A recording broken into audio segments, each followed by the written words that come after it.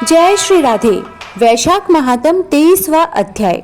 आज हम जानते हैं 22वें अध्याय से आगे की कथा। व्याध कहने लगा कि महात्मन, भगवान विष्णु कैसे हैं, उनको कैसे जाना जा सकता है, और वैशाख धर्म क्या है जिससे भगवान प्रसन्न होते हैं। व्याध के इस प्रकार पूछने पर मुनि कहने लगे कि सर्वशक्तिमान, निर्गुण, निश्चेत, अनंत सच्चिदानंद स्वरूप हैं और संपूर्ण चराचर विश्व के स्वामी हैं। अब मैं उनके लक्षण बताता हूँ, जिससे उत्पत्ति, स्थिति, संहार, आवृत्ति, नियम, प्रकाश, बंध और मोक्ष होते हैं। पंडित लोग उसी ब्रह्मा को विष्णु कहते हैं। ब्रह्मादिक देवता सब उन्हीं के आश्रित हैं। इतनी कथा सुनकर व्याध कहने लगा कि हे ऋषि, प्राण सर्वश्रेष्ठ क्यों माने गए हैं, यह बात मेरी समझ में नहीं आई। तब शंख कहने लगे कि हे व्याध, प्राचीन समय में नारायण भगवान कमल योनि में ब्रह्मादिक देवताओं की रचना करके कहने लगे, मैं ब्रह्मा को तुम्हारा राजा बनाऊंगा और जो कोई तुमसे सर्वश्रेष्ठ हो उसी को तुम युवराज बनाओ।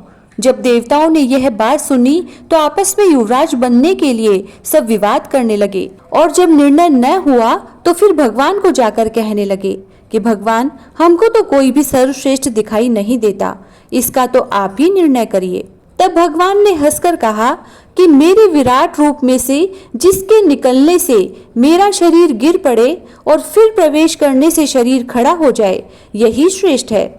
ऐसा सुनकर जयंत भगवान के पैरों से निकल गया तो भगवान का शरीर पंगु हो गया, लेकिन गिरा नहीं।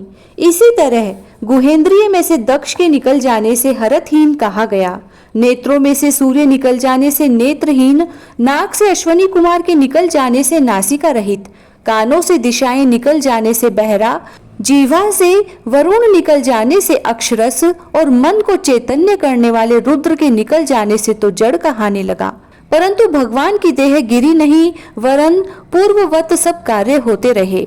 मगर फिर प्राणों के निकलते ही देह गिर गई और उसको मृत कहने लगे।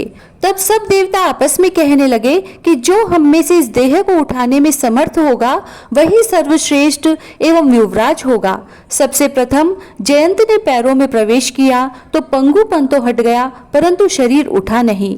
दक्ष गुहेंद्रिय द्वारा प्रविष्ट हुआ, इंद्र हाथों द्वारा, सूर्य नेत्रों द्वारा, अग्नि वाणी द्वारा, रुद्र मन के द्वारा प्रविष्ट होने पर भी देह उठी नहीं। सबसे अंत में प्राणों के प्रविष्ट होते ही शरीर उठ खड़ा हुआ। इसी कारण प्राण सर्वश्रेष्ठ और युवराज बना। तब प्राण के सम्मान के लिए सब सामवेद का गान करने लगे। इसीलिए स्थावर और जंगम आत्मा के लिए यह सृष्टि प्राणात्मक है। प्राण ही जगतपति है, प्राण बिना जगत कुछ भी नहीं। 23वां अध्याय समाप्त। जय श्री राधे।